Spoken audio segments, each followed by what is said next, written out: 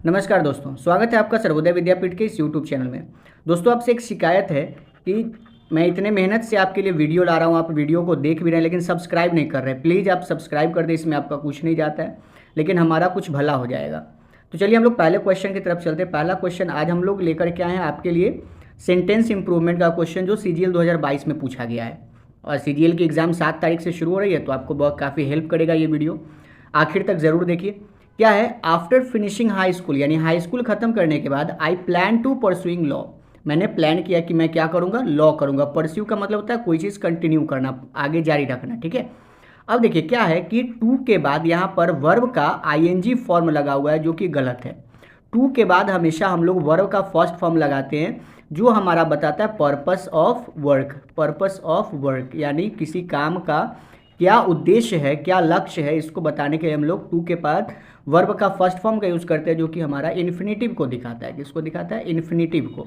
जैसे अगर मुझसे पूछे कि तुम अंग्रेज़ी क्यों सीखते हो, तो मैं क्या बताऊंगा कि आई लर्न इंग्लिश, मैं अंग्रेजी सीखता हूँ किसके लिए? टू स्पीक, बोलने के लिए। ये मेरा अंग्रेजी सीखने का उद्देश्य है, ठीक है।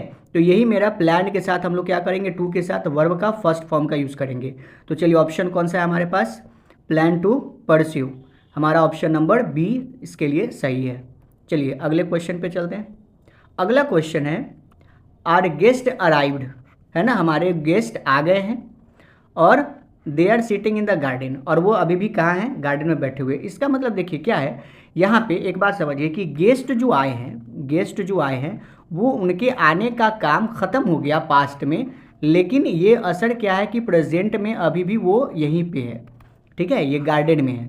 इसका मतलब ये पास्ट टू प्रेजेंट किसकी बात करता है? यानी ये सेंटेंस समझिए कि गेस्ट के आने का काम खत्म हो गया, यानी ये पास्ट में हो गया, लेकिन असर क्या है कि वो अभी भी गार्डन में ही है, वो गए नहीं है ना। तो हम लोग बताते हैं पास्ट टू प्रेजेंट की क्रिया कहते हैं, और पास्ट टू प्रेजेंट की क्रिया हम लोग बताते हैं प्रेजेंट परफेक्ट टेंस से। किससे? प्रेजेंट परफेक्ट टेंस से, ठीक है। तो यहाँ पे प्रेजेंट परफेक्ट टेंस क्या होता है? तो सब्जेक्ट प्लस हैज या हैव और इसके साथ वर्ब का थर्ड फॉर्म। तो यहाँ सही क्या होना चाहिए था? यहाँ पे होना चाहिए था our guest, our guest, guest एक से ज़्यादा है तो गेस्ट हो जाएगा, और यहाँ पे गेस्ट के हिसाब से हैव लग जाएगा, हैव अराइव्ड। तो हमारा ऑप्शन नंबर बी सही है। चलिए अगला क्वेश्चन क्या है कि he was looking into his book for last 2 hours but could not find it. कहता है कि वो अपने किताब में ढूंढ रहा था पिछले 2 घंटे से, लेकिन उसको यह नहीं मिला। तो देखिए ये क्वेश्चन ये कहना चाह रहा है कि वो अपने किताब को ढूंढ रहा था लेकिन उसको नहीं मिला। वो किताब में किसी चीज़ को नहीं ढूंढ रहा था। तो अब ये किसी चीज़ को ढूंढना के लिए हम लोग लगाते हैं लुक फॉर। क्या लगाते हैं? Look for. और लुक आफ्टर का मतलब होता है देखभाल करना। क्या होता है?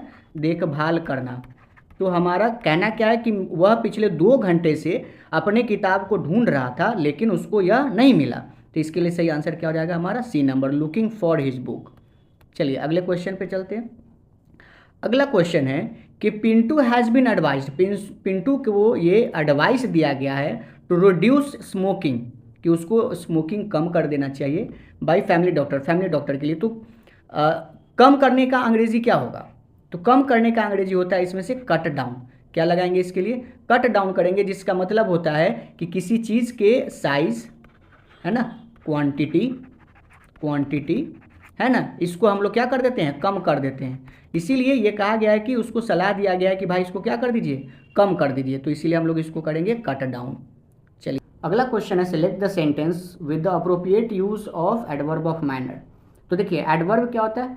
ये तो आप जानते हैं कि एडवर्ब जो होता है वो वर्ब की विशेषता बतलाता है, या एडजेक्टिव की विशेषता बतलाता है, या एडवर्ब खुद की विशेषता बतलाता है, ठीक है। अब एडवर्ब ऑफ मैनर क्या होता है? एडवर्ब ऑफ मैनर, तो सिंपल सा ये समझिए, एडवर्ब ऑफ मैनर ये बताता है कि हाउ, कोई भी काम कैसे हुआ है। इसको हम सिंपल से ये समझ सकते हैं कि देखो ये एक एडजेक्टिव है और ये एडवर्ब है, तो हम लोग एडजेक्टिव से एडवर्ब बनाते हैं। एडवर्ब ऑफ मैनर कैसे? एडिंग एल वाई ऐड करके। जैसे देखिए, जैसे हमने यहाँ लिखा ब्यूटीफुल, ब्यूटीफुल का क्या मतलब हुआ? सुंदर। क्या हुआ? सुंदर। और ब्यूटीफुली का मतलब क्या हो जाएगा? बोले इसमें हम लोग क्या कर देंगे? एल वाई लगा देंगे तो हो जाएगा ब्यूटीफुली। ब्यूटीफुली का मतलब हो गया सुंदरता से। जैसे हम लोग लिखे स्लो, तो स्लो का मतलब क्या होता है? धीरे, और स्लोली का मतलब धीरे धीरे, है ना, या धीरे से। अब देखिए जैसे कि एग्जाम्पल समझिए, जैसे बोले कि राधा इज ब्यूटीफुल। राधा क्या है? सुंदर है। राधा क्या? सुंदर है। बट शी, बट नहीं करिए, यहाँ एंड कर दीजिए, and she writes beautifully. She writes beautifully. इसका क्या मतलब हुआ कि देखो राधा सुंदर है तो ये एडजेक्टिव है, ये गुण बता रहा है इसका, और वो लिखती कैसे? सुंदरता से। ये ब्यूटीफुली लिखती है, यानी ये हमारा वर्ब है और वर्ब के बारे में बता रहा है। एडवर्ब की कोई काम कैसे हो रहा है? तो ब्यूटीफुली हो रहा है। जैसे कि एक और एग्जाम्पल लेते हैं, स्लो से लेते हैं। जैसे लिखे कि Rahul is a slow writer. Rahul is a slow writer because he rights slowly. क्योंकि वह कैसे लिखता है? तो धीरे धीरे लिखता है। यानी स्लोली क्या हमारा एडवर्ब ऑफ मैनर है, क्योंकि ये बता रहा है कि how an action is done.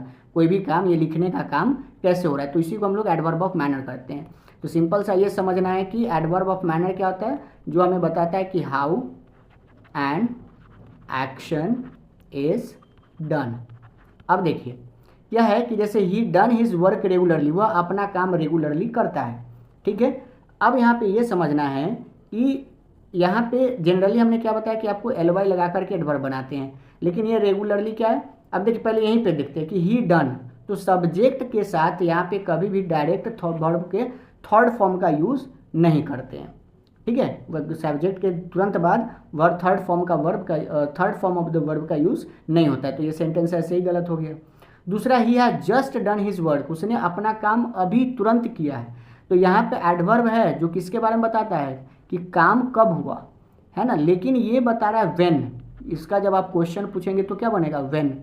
ठीक है। तो व्हेन की जब बात करता है तो ये व्हेन किसकी बात करता है? टाइम की, यानी ये एडवर्ब ऑफ मैनर नहीं हुआ। दूसरा, ही डज हिज वर्क केयरफुली, वह अपना काम केयरफुली करता है। कैसे करता है? केयरफुली। यानी डज हमारा काम करने का तरीका क्या है? आप क्वेश्चन में बनाएंगे तो क्या बनाएंगे? हाउ, कि काम कैसे हुआ, तो हाउ हुआ यानी केयरफुली हुआ, इसीलिए हमारा एडवर्ब ऑफ मैनर है। और डी में तो कोई एडवर्ब ऑफ मैनर है ही नहीं, तो हमारा सही ऑप्शन कौन सा हो जाएगा? C number. ठीक है। He does his work carefully. Rajan is having 3 brothers and 3 sister. Rajan के कितने भाई बहन हैं? 3 भाई बहन हैं। अब देखिए, 3 भाई हैं और 3 बहनें हैं। तो याद रखिएगा, देखिए हमेशा रिलेशन, जब भी कोई रिलेशन बताना हो, जब भी कोई पोजीशन बताना हो, है ना, पोजीशन बताना हो, या अगर कोई ऑनरशिप बताना है, ठीक है, ऑनरशिप बताना हो यानी किसी चीज़ के आप मालिक हैं, या डिजीज़ बताना हो, कोई बीमारी है, जैसे बोले मुझे बुखार है, तो बोले इसका जब भी ये 4 बातें बतानी होगी तो आप हमेशा यूज़ करेंगे सब्जेक्ट प्लस हैज या हैव, और फिर यूज़ करेंगे नाउन को। ठीक है। तो जैसे बोले कि राजन को 3 भाई बहन है तो बनेगा Rajan has 3 brothers and 3 sisters. तो सही ऑप्शन क्या हो जाएगा? B number. चलिए अगले क्वेश्चन पे ध्यान देते हैं। अगला क्वेश्चन क्या है कि Navika is a superb and impressive child in her class. Navika अपने क्लास में क्या है? बहुत ही सुपर्ब और इम्प्रेसिव बच्ची है। किसमें? अपने क्लास में। तो देखिए स्प्लेंडिड, स्प्लेंडिड का मतलब क्या होता है? बहुत अच्छा, बहुत अच्छा, इसी से बनता है स्प्लेंडर। ब्रिलियंट, ब्रिलियंट का मतलब क्या होता है? शानदार और प्रभावशाली, है ना, कि वो बहुत अच्छा बच्चा भी हो और वो प्रभावित भी करता हो। डैजलिंग, डैजलिंग का मतलब क्या होता है? मजबूत, मजबूत प्रशंसा का कारण, है ना। और विविड का मतलब क्या होता है? कि एक मजबूत और क्लियर क्या होना, क्लियर कह सकते हैं उसके बारे में, किसी के बारे में क्लियर पिक्चर बनना, उसके बारे में साफ साफ सब चीज़ जानना। तो इसीलिए इसमें सही आप ऑप्शन को है कि वो सुपर्ब भी है और इम्प्रेसिव है, तो इसीलिए हम लोग इसको लगाएंगे ब्रिलियंट है। बोले she is a, Navika is a brilliant child in her class. चलिए इस क्वेश्चन को देखते हैं। क्वेश्चन क्या है? I went to Paris regularly, यानी मैं रेगुलरली गया था। तो गया था कभी पास्ट में ये हो नहीं सकता। पास्ट के हैबिचुअल को क्या बनाते हैं? यूज टू से बनाते हैं। कि ये हो सकता था कि आई यूज टू गो पेरिस, मतलब मैं पेरिस जाया करता था। तो ये बता रहा है कि मैं कल पेरिस गया था। अब देखिए मैं 2 बार पेरिस गया था, ये ऑप्शन ठीक नहीं लग रहा है क्योंकि ये पास्ट की बात है। ऑफन, तो ये फिर हैबिचुअल एक्शन हो जाएगा। येस्टरडे, ये हमारा एक सही आंसर लग रहा है, सी नंबर, है ना, कि I went to Paris yesterday. और ये तो हमारा adverb of manner, adverb of time है ही नहीं। चलिए तो इसको हम लोग एडवर्ब ऑफ टाइम से हटा दिए। एडवर्ब ऑफ टाइम हमारा यही है, एडवर्ब ऑफ फ्रीक्वेंसी है, ये भी एडवर्ब ऑफ फ्रीक्वेंसी ही है। चलिए तो हमारे पास एक ही ऑप्शन था येस्टरडे, तो इसको हम लोगों ने लगा दिया। क्या है, the new shop had opened last week are hardly sufficient stock of products that it advertised about. कहता है कि जो नई शॉप है जो पिछले वीक खुली थी उसके पास हार्डली का मतलब होता है शायद ही, है ना, उसके पास शायद ही सफिशियंट स्टॉक है किसका, प्रोडक्ट का, जिसके बारे में वो एडवर्टाइज कर रहा था। अब देखिए इसके लिए हम लोग क्या लगाते हैं कि ये इन्वर्जन का नियम है। क्या है, इन्वर्जन का नियम। इन्वर्जन का मतलब जो निगेटिव वर्ड से शुरू होता है, ठीक है। तो हम लोग क्या करते हैं, इन्वर्जन के बाद हमेशा वर्ब का यूज़ करते हैं। और इन्वर्जन क्या होता है, जैसे हम लोगों का जैसे हार्डली हो गया, ये निगेटिव वर्ड है, स्कार्सली, बेयरली, ठीक है। तो इसके बाद हमें क्या चाहिए, वर्ब चाहिए। तो वर्ब हमारा क्या है, तो देखिए ये पिछले सप्ताह की बात है, पास्ट की बात है, तो हार्डली के साथ हम लोग क्या लगा देंगे, हैड लगा देंगे, ठीक है। चलिए हार्डली के बाद यही हैड ही ऑप्शन है, क्योंकि यहाँ हैडंट नॉट लगा हुआ है, गलत है, इज हैविंग गलत है, और ये तो दोनों हेल्पिंग ही वर्ब है, कहीं से कोई रिलेशन ही नहीं है। चलिए अगले क्वेश्चन को देखते हैं। क्या है कि Abu said that he saw the picture. Abu ने कहा कि उसने पिक्चर देखा था। देखिए यहाँ पे क्या है कि ये इनडायरेक्ट फॉर्म में है, ये डायरेक्ट फॉर्म में नहीं है, ये इनडायरेक्ट स्पीच में। अब जैसे इनडायरेक्ट स्पीच में आएगा तो ये हमारा क्या है, यहाँ पे सॉ लगा हुआ है, यानी पास्ट लगा हुआ। और आप लोग जानते हैं नरेशन में जब पास्ट टेंस लगा रहता है तो हम लोग क्या करते हैं, हैड प्लस वर्ब थ्री का यूज़ करते हैं। तो हैड प्लस वर्ब थ्री खोजिए कौन है इसमें, तो हमारा हैड प्लस वर्ब थ्री हो जाएगा ही हैड सीन। ये सेड दैट, ये दैट लगने का मतलब ये इनडायरेक्ट स्पीच में है। चलिए अगले क्वेश्चन पे चलते हैं। अगला क्वेश्चन है, he led me to the room that had obvious been built later then the rest of the house. कहता है कि वो मुझे उस घर में ले गया जो जाहिर सी बात है कि वो बाकी सब घरों की अपेक्षा क्या बना था, बाद में बना था। तो देखिए room that has obvious been, अब हमें यहाँ क्या चाहिए, ऑब्वियसली एक। देखिए यहाँ पे हम लोग देखते हैं कि इस सेंटेंस में कमरे के बारे में बताया जा रहा है ना। और जब कमरे के बारे में बताया जा रहा है जिसे आसानी से देखा जा सकता था, तो हम लोगों को यहाँ क्या चाहिए, एडवर्ब चाहिए, यानी हमें यहाँ क्या चाहिए, ऑब्वियसली चाहिए। क्या चाहिए, ऑब्वियसली। तो ऑब्वियसली का स्पेलिंग कौन सा है, डी नंबर। तो ये हो जाएगा he led me the room that had obviously been built later than the rest of the house. चलिए अगला क्वेश्चन है। अगला क्वेश्चन है, Solomon always refers in the dictionary for clearing doubts about words. यानी सोलोमन हमेशा refer क्या करता है, वो डिक्शनरी को रेफर करता है कि भाई आप वर्ड्स का जो भी डाउट है उसको क्लियर कर लीजिए। तो याद रखिएगा जब भी आदमी कोई रेफर करता है ना तो वो टू से करता है। जब भी रेफर करता है तो प्रीपोजिशन किसका यूज़ करते हैं, टू का, ना कि इनका। तो हमारा हो जाएगा टू द डिक्शनरी, यानी Solomon always refers to the dictionary for clearing doubts about the words. चलिए अगला, one of my friends is gone to Goa for a holiday. तो मैंने अभी जस्ट आपको दूसरा नंबर क्वेश्चन यही समझाया कि दोस्त जो है, मेरा एक दोस्त जो है वो अभी गोवा गया है और वो गोवा में ही है, गोवा से आया नहीं है। तो जब नहीं आया है इसका मतलब जाने का काम खत्म है और वो अभी भी गोवा में ही है, यानी पास्ट टू प्रेजेंट की बात है। और जब पास्ट टू प्रेजेंट की बात है तो हमें क्या लगना चाहिए था, प्रेजेंट परफेक्ट टेंस लगना चाहिए था, प्रेजेंट परफेक्ट लगना चाहिए था, यानी हैज या हैव, और इसके बाद हमें चाहिए था गॉन। तो वन ऑफ माई फ्रेंड, तो कल मैंने बताया था कि वन ऑफ जब भी लगा रहता है, वन ऑफ के बाद हमेशा प्लूरल नाउन, लेकिन वर्ब क्या था, सिंगुलर वर्ब। तो यहाँ पे क्या हो जाएगा, हैज़ गॉन। चलिए अगले क्वेश्चन पे चलते हैं। अगला क्वेश्चन है कि finally here are few examples of passage and their प्रीसेज।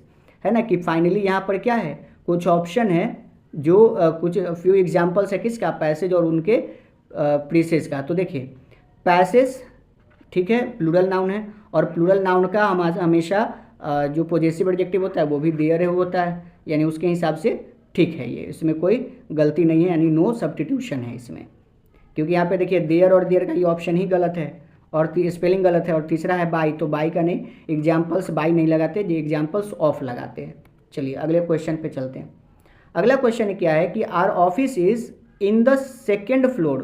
तो इन द सेकेंड फ्लोर नहीं होगा, ये जानते हैं कि ऑफिस जब भी होता है तो ये फ्लोर जब भी होता है तो कुछ इस तरीके से होता है एक दूसरा के ऊपर, तो यहाँ पे क्या लग जाएगा, is on the second floor.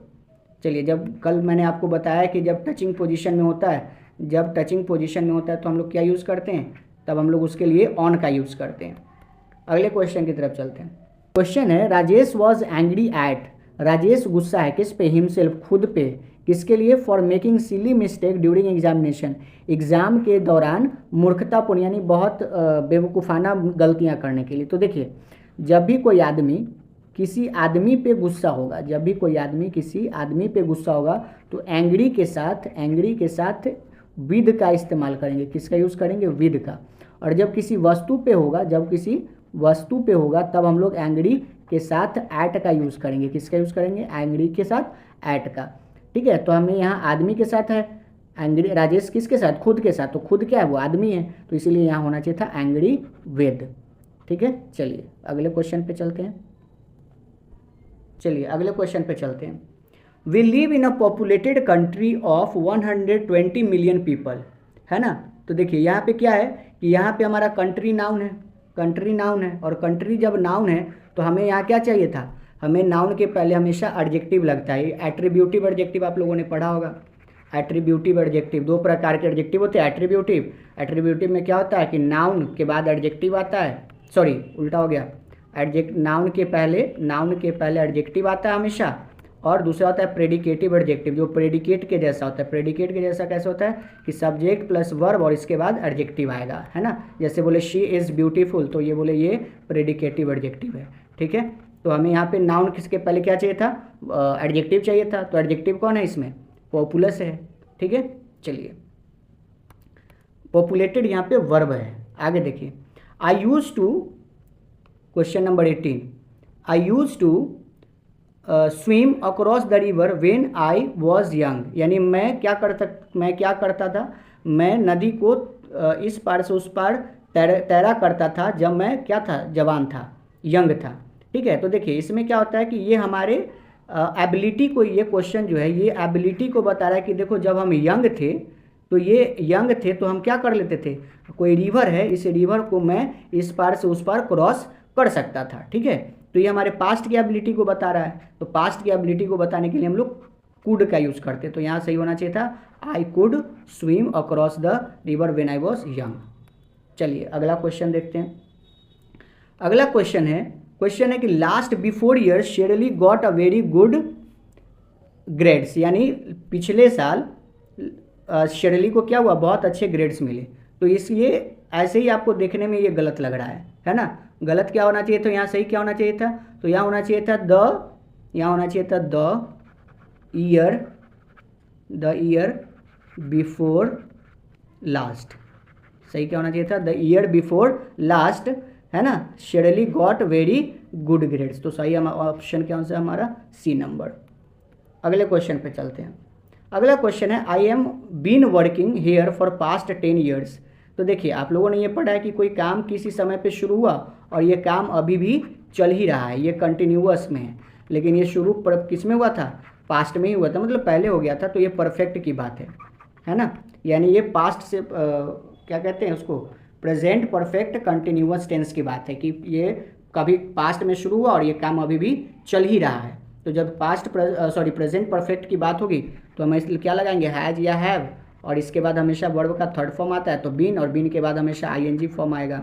यानी हमें क्या करना होगा? I have been working here लगेगा यहाँ पे। सही ऑप्शन क्या हो जाएगा? I have been working here. अगले क्वेश्चन पे चलते हैं। अगला क्वेश्चन क्या है कि Oscar is the most prestigious award. Oscar क्या सबसे सम्मानित अवार्ड है which is introduced to good actors in that year. जो किसको दिया जाता है? इंट्रोड्यूस किया जाता है किसको? गुड एक्टर्स को। तो ये इंट्रोड्यूस तो किया नहीं जाता, ये पहचान तो बताई नहीं जाती है, ये तो अवार्ड दिया जाता है। जब ये अवार्ड है तो क्या किया जाएगा? अवार्ड किया जाएगा। तो इसमें नॉमिनेट लोग होते हैं अवार्ड के लिए, तो इसमें क्या हो जाएगा? सही option awarded to best actors, awarded to the best actors. चलिए अगला क्वेश्चन पे चलते हैं। कहते हैं व्हेन आई रीच्ड होम, जब मैं घर पहुंचा, I found my children waiting on me, तो मैंने देखा कि बच्चे मेरे पर प्रतीक्षा कर रहे हैं। ऑन का मतलब हो जाता है कि टचिंग पोजीशन, तो ऐसा तो नहीं है कि बच्चे मेरे सर पे चढ़ के मेरा इंतजार कर रहे हैं। तो इसके लिए क्या हो जाए कि जब कोई आदमी के लिए कोई इंतजार करेगा तो हम लोग क्या यूज़ करेंगे? फॉर का यूज़ करेंगे, यानी वेटिंग फॉर मी का यूज़ करेंगे। चलिए अगले क्वेश्चन पे चलते हैं।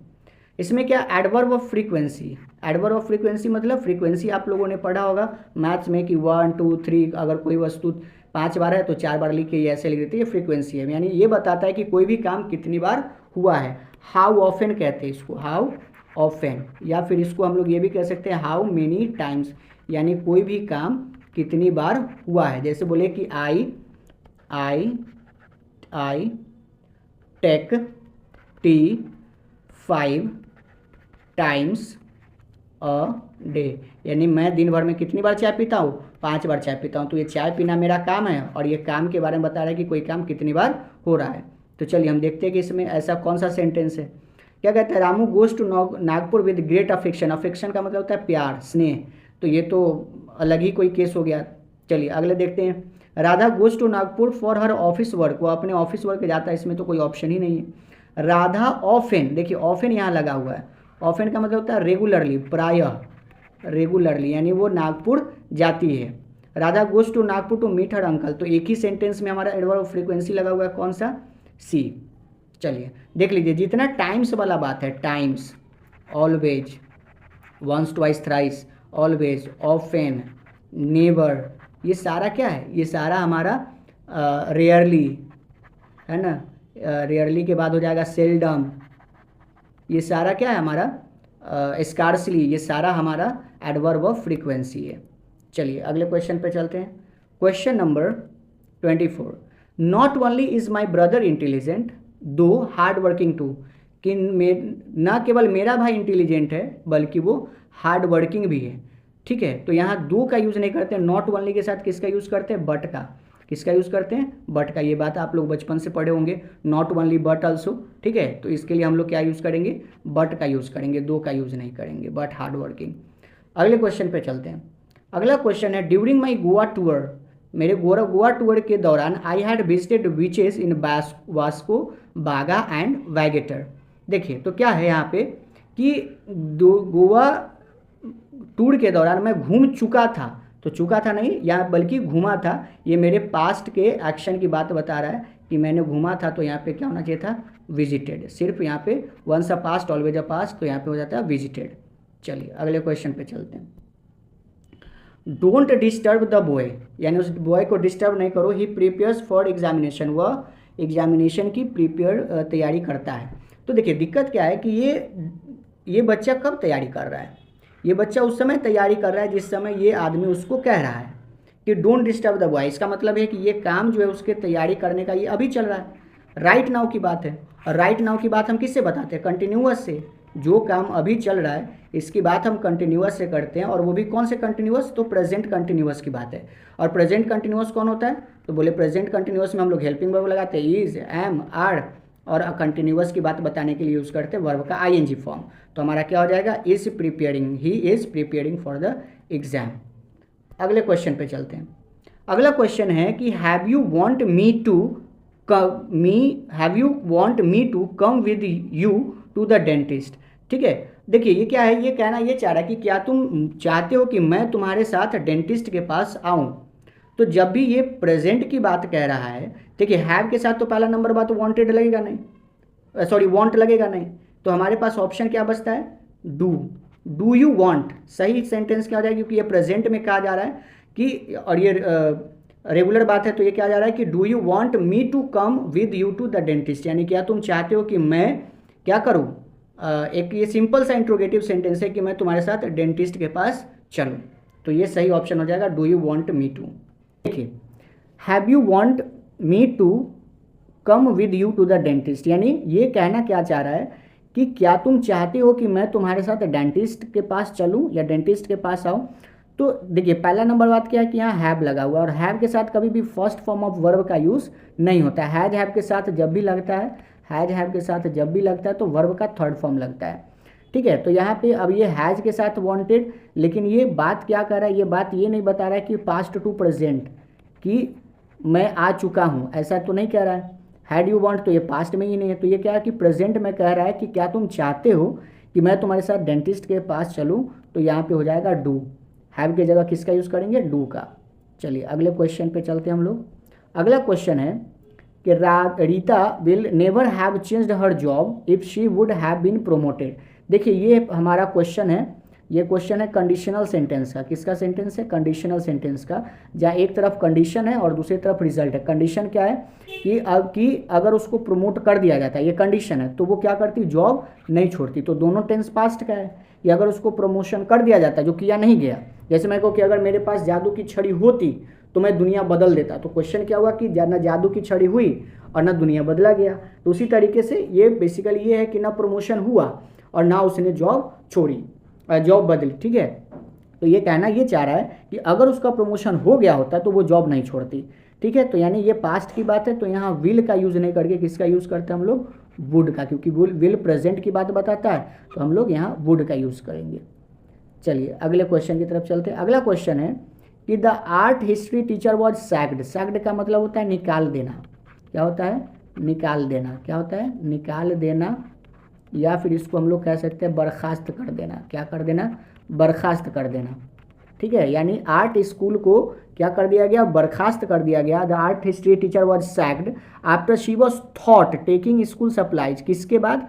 क्योंकि उसकी वो स्कूल की सप्लाई लेते हुए पकड़ी गई। तो देखिए पकड़ी गई के लिए हम लोग थॉट का यूज़ नहीं करेंगे। किसके लिए उसके लिए करेंगे हम लोग? शी वॉज कॉट, क्योंकि after she was caught taking supply school supply, यानी स्कूल सप्लाईज लेते हुए पकड़े जाने के बाद हिस्ट्री टीचर को क्या कर दिया गया? निकाल दिया गया या उसको बर्खास्त कर दिया गया, यानी जॉब से छुट्टी दे दी गई। तो सही ऑप्शन हो जाएगा हमारा सी नंबर। अगले क्वेश्चन पे चलते हैं। अगला क्वेश्चन क्या है? यहाँ पे आपको सही प्रीपोजिशन का यूज़ करना है। कहते हैं they rise with the morning lark and labour till almost dark. ठीक है, यानी लगभग सारे सेंटेंस यही है, सबका मीनिंग सेम ही है, आपको खाली यहाँ पे सेंटेंस का प्रीपोजिशन चेक करना है। कहता है they rise with the morning light, यानी वो सुबह जल्दी उठते हैं, and labour till almost dark, और वो रात तक, काफ़ी रात तक, अंधेरा तक क्या करते हैं? काम करते हैं। ठीक है, तो काफ़ी अंधेरा तक काम करते हैं, यानी लास्ट टाइम की बात हो रही है, लास्ट टाइम। ठीक है, तो लास्ट टाइम के लिए हम लोग किसका यूज़ करते हैं? टिल का। किसका यूज़ करते हैं? टिल का। और यहाँ पे एक ऑटमोस्ट है। ऑटमोस्ट का मतलब होता है अत्यधिक, अत्यधिक रात तक, तो ये सही फिट नहीं बैठ रहा है सेंटेंस में। बाय का मतलब भी लगभग होता है तक, है ना, एक अनुमान लगाया जा सकता है इसमें। और स्टिल का मतलब होता है अभी भी। तो हमारा सही ऑप्शन कौन सा है? ए नंबर। तो दोस्तों ये 30 क्वेश्चन मैंने कराए हैं। टोटल आपका 86 क्वेश्चन है जो पूछा गया है। कल मैं 2 पार्ट में दोनों वीडियो बना करके आपका यूट्यूब पे अपलोड कर दूंगा, आप लोग देखिएगा, क्योंकि आपका एग्ज़ाम जो है 7 सितंबर से शुरू है, तो आपको बहुत ये हेल्प करेगा। ठीक है, और आपसे एक ही रिक्वेस्ट है, प्लीज़ आप जब भी वीडियो देखें तो पूरा देखें, क्योंकि आपके लिए वीडियो बनाया गया है।